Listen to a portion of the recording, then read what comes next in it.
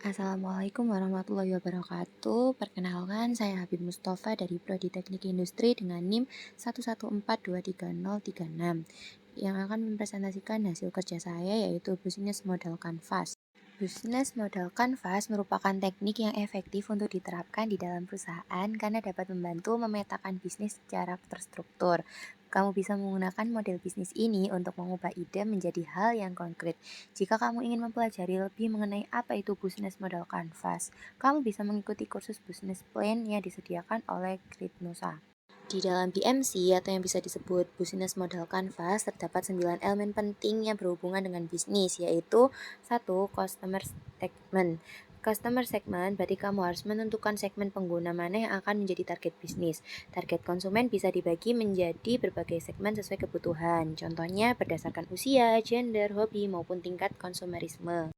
Yang kedua, value proposition. Sederhananya, value proposition ini adalah nilai jual produk atau layanan agar pengguna memilih untuk membeli atau menyewanya dari perusahaanmu. Contohnya adalah apa yang pengguna butuhkan. Jika kamu menyediakan yang mereka butuhkan, maka mereka akan membeli produk yang perusahaanmu jual.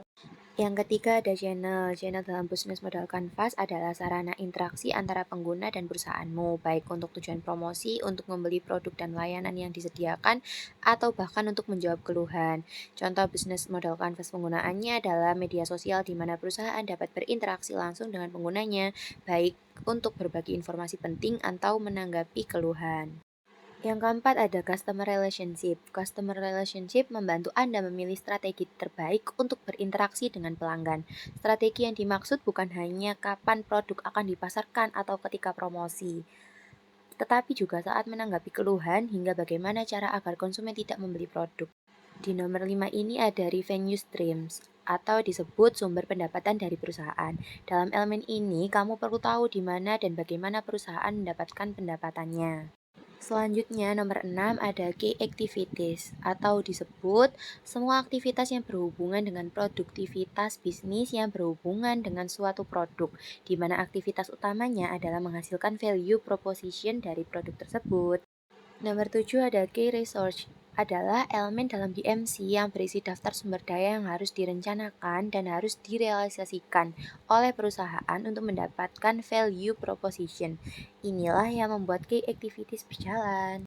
Setelah key resource, di sini nomor 8 ada key partnership.